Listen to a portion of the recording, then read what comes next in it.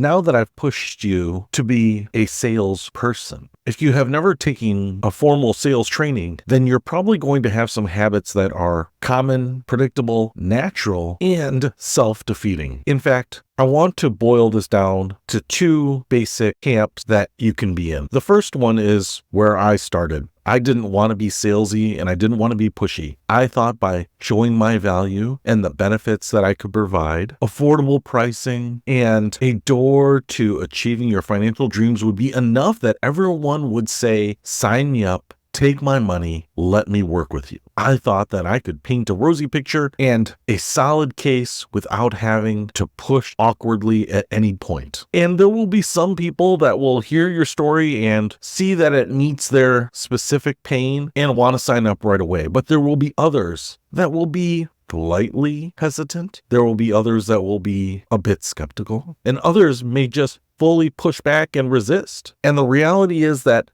I have seen people that as soon as they get any resistance or friction at all, stop pushing. Most financial coaches are in this position because they don't want to create tension. They want to avoid conflict. And so what happens is that the first mention of uncertainty by a prospect is met with a, don't worry about it. We don't have to do it. Don't feel pressured by the financial coach. They give up, because somehow they think that you'll depart as mortal enemies if the conversation ever tiptoes into an uncomfortable spot. But the reality is that the good financial coaches with the thriving businesses are the ones that will at least tackle those moments of discomfort. Some of the ones with multi-million-dollar businesses have no problem challenging you and confronting a disagreement. But I think that most people would find that level of aggressiveness far outside of their comfort zone. So I want to give you a practical tip here. There are products out there called sales objection flashcards. They are just a deck of playing cards, but each card will have a typical objection to a sale on one side and suggestions for responding to that objection on the other side. And so why these are valuable is that